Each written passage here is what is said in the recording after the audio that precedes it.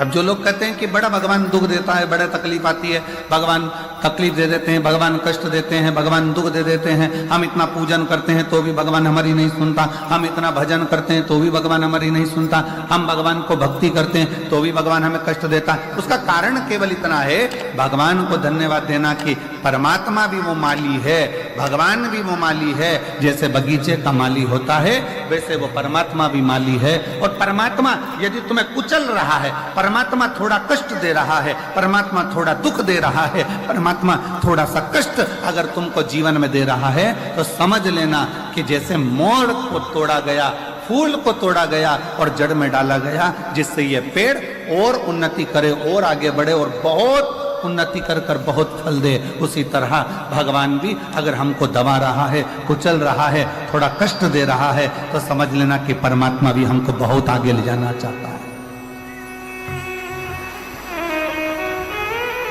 समझ लेना, परमात्मा भी हमको बहुत आगे तक लेकर जाना चाहता है, परमात्मा हमको बहुत दूर तक लेकर जाना चाहता है, परमात्मा हमको बहुत अग्रणता में लेकर जाना चाहता है।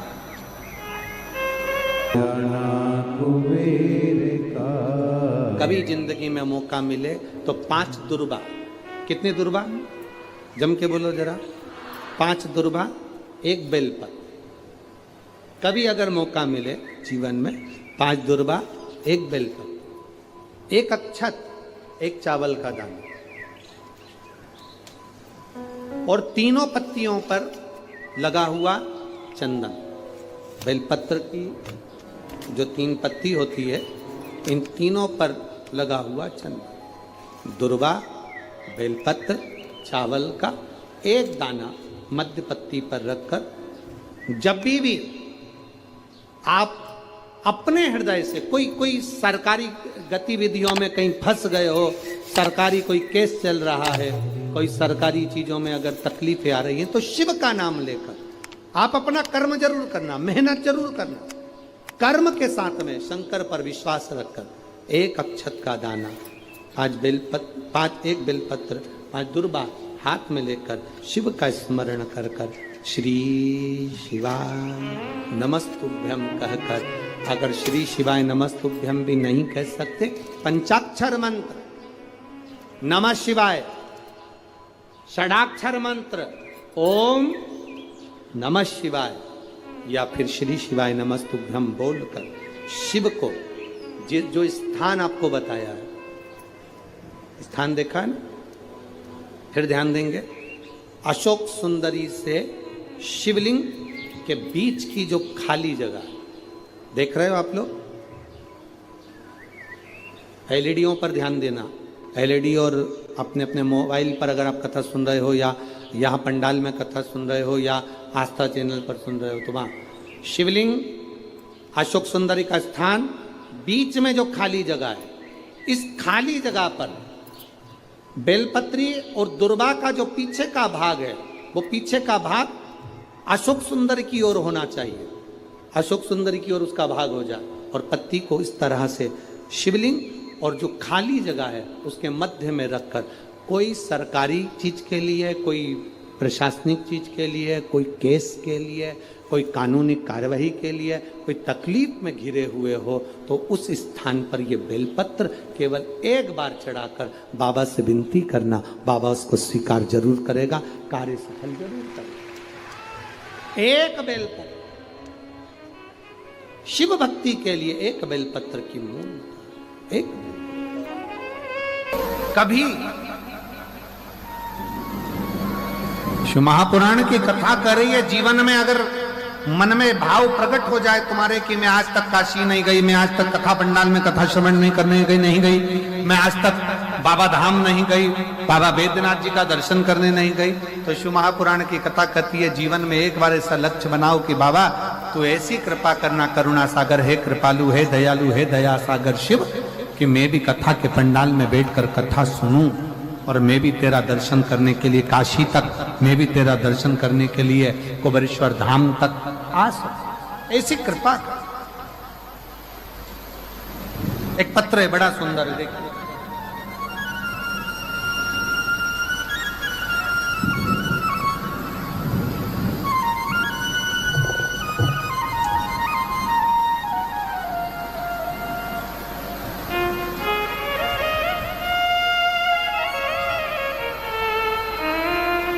गुरुजी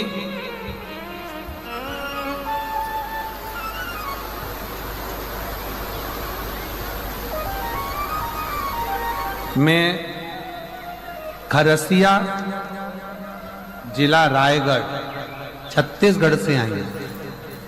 कहीं बैठी हूं। 2 पत्र हैं, बड़े अच्छे अच्छे पत्र। किसी ने एक पत्र तो एक बहन ने लिखा,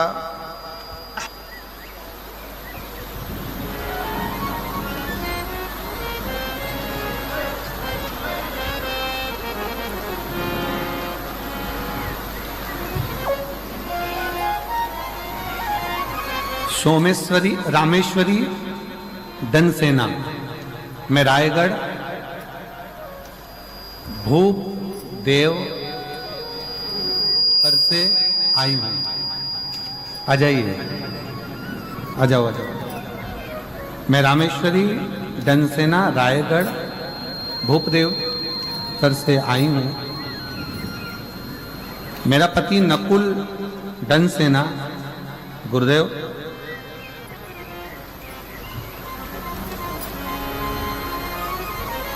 2023 में मेरे पति को तकलीफ हुई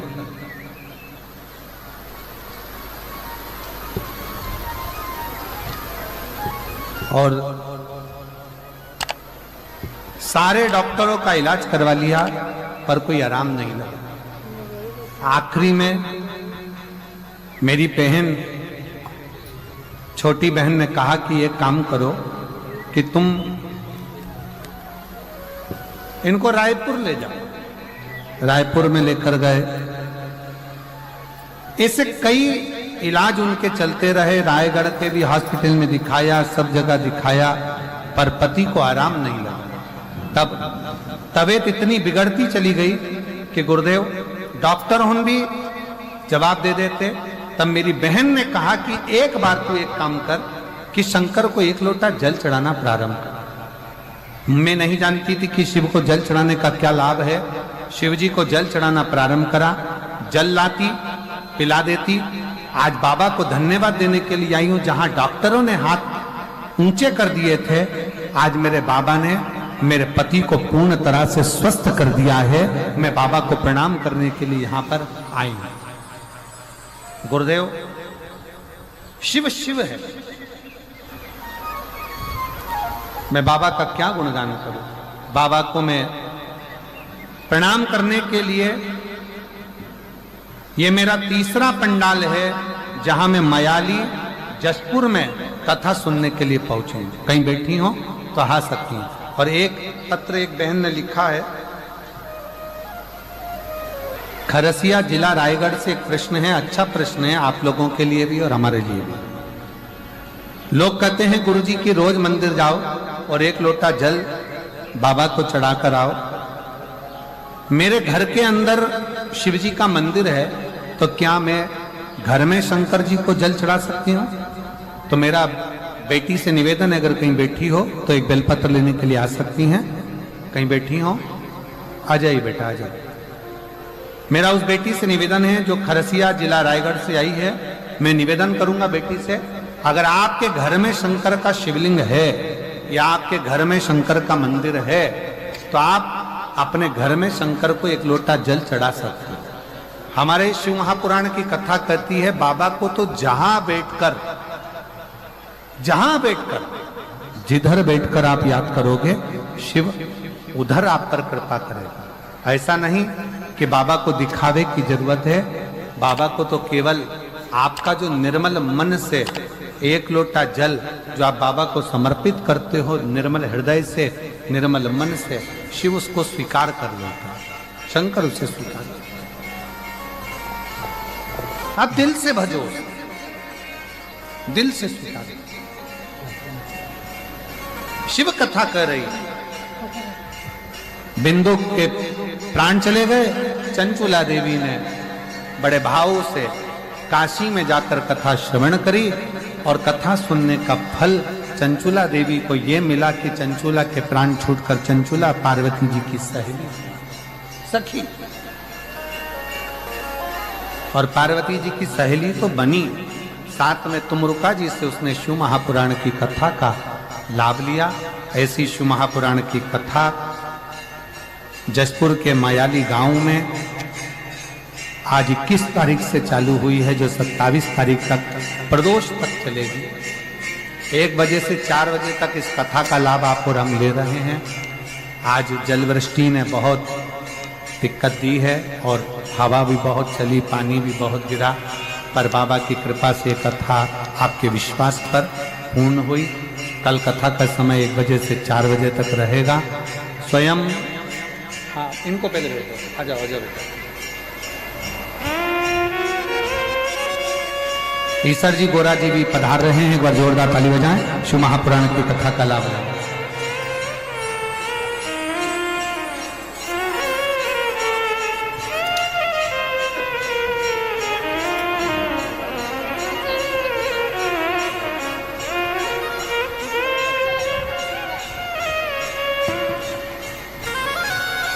ईसर जी और गोरा जी पधारे, एक बार जोरदार ताली बजाकर स्वागत करें ईसर जी, गोरा जी का। आज की कथा का प्रथम दिवस यहां विराम ले रहा है। कल कथा दोपहर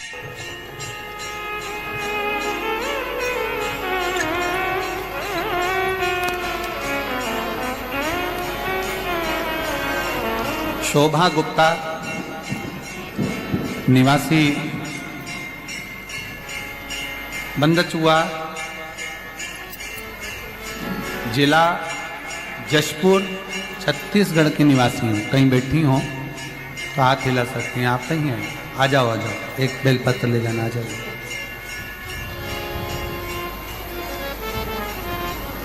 शोभा गुप्ता निवासी, जिला जशपुर, छत्तीसगढ़ की निवासी। पत्र को आप लोग एलईडी पर पढ़ सकते हैं, पत्र एलईडी पर दिख रहा। मैं आपकी कथा 2020 में पहली बार श्रवण करी थी, तब से अब तक कथा सुन रही हूं। मेरे 2 बेटे हैं, जिसका नाम अतुल गुप्ता, अमित गुप्ता है। मेरे पति का निधन 2000 में हो गया, गुरुदेव। पति के जाने के बाद थोड़ी समस्याएं इतनी घिर गई कि दुख की जिंदगी चालू हो। कौन संभाले? मेरे बड़े बेटे की उम्र उस समय पर 7 वर्ष की थी और छोटे बेटे की उम्र उस समय पर 5 वर्ष की। गुरुदेव, दोनों को पढ़ाना, मेरे अपने दोनों बच्चों को मैंने सरकारी स्कूल में पढ़ाया।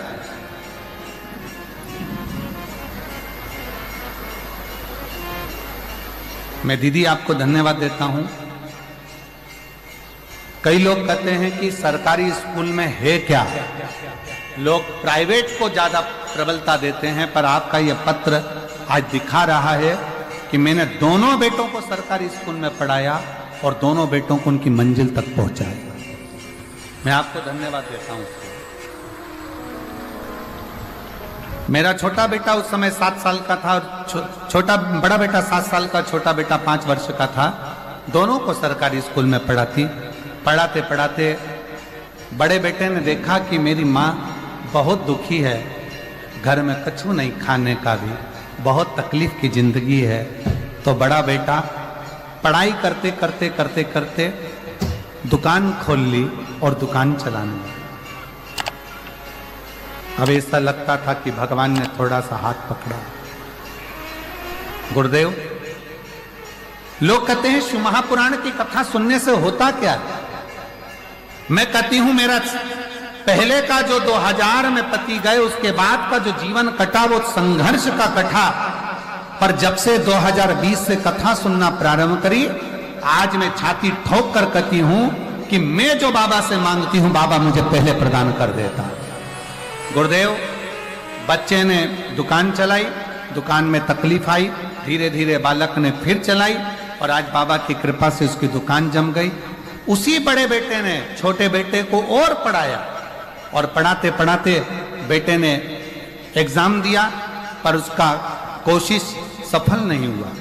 मैंने अपने बच्चे से कहा, चिंता मत कर, अपन दोनों पशुपतिनाथ का व्रत करते हैं। और मेरे बेटे ने और मैंने दोनों ने